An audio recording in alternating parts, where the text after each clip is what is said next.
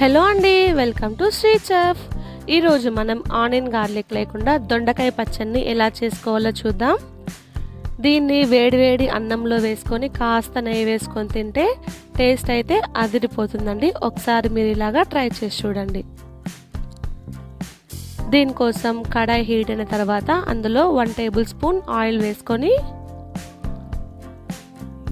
సన్నగా కట్ చేసి పెట్టుకున్న దొండకాయ ముక్కల్ని ఇందులో వేసుకోవాలండి. ముక్కల్ని కాస్త వేయించుకొని ఇందులోనే చిటికెడు పసుపు వేసుకొని వేయించుకుందాం. పసుపు వేసుకుంటే దొండకాయలు అనేటివి త్వరగా మగ్గిపోతాయండి.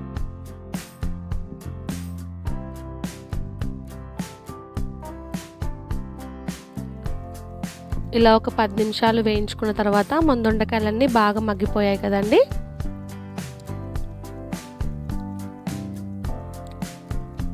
ఇప్పుడు దీన్ని సపరేట్గా వేరే బౌల్లో తీసి పెట్టుకుందాం.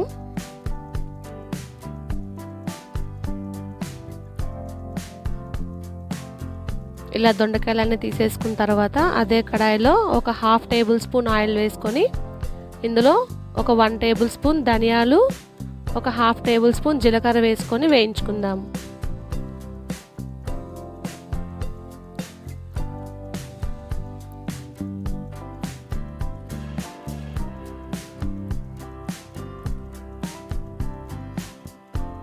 ఇవి కూడా బాగా వేగిపోయిన తర్వాత దీన్ని పక్కన తీసి ఉంచుకుందాం.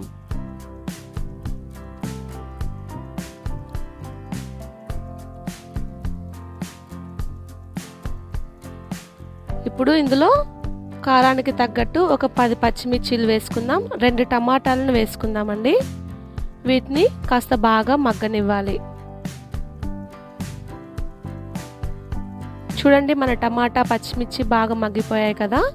ఇప్పుడు ఇందులో నేను చింత తొక్కు వేస్తున్నానండి. ఒకవేళ చింత తొక్కు లేదు అనుకుంటే కొద్దిగా చింతపండుని వేసుకోవచ్చు. ఇవన్నీ వేగిపోయిన తర్వాత మిక్సీ జార్లో మనం వేయించుకున్న వాటన్నిటిని మిక్సీ పట్టుకుందామండి. ఫస్ట్ అయితే ఇందులో ధనియాల, జీలకర్ర, టమాటా పచ్చిమిర్చిని మెత్తగా మిక్సీ పట్టుకుందాం. అలానే ఇందులో దొండకాయ ముక్కలను కొద్దిగా కొత్తిమీరను వేసుకొని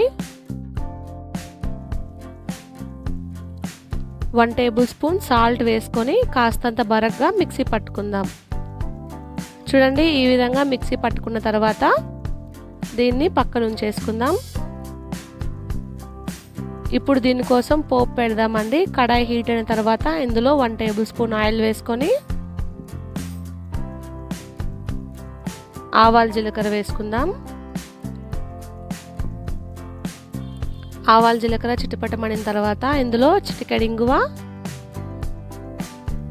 ఒక 3 ఎండుమిర్చి, కాస్తంత కరివేపాకు వేసుకొని వేయించేసుకుందాం. ఇప్పుడు ఈ పోపుని మనం పచ్చడిలో వేసుకుందాం. మరంతేనండి, ఎంతో టేస్టీ అయిన దొండకాయ పచ్చడి అయితే రెడీ అయిపోయింది. మరిన్ని వితౌట్ ఆనియన్ గార్లిక్ రెసిపీస్ కోసం please like, share and subscribe our channel. Thanks for watching.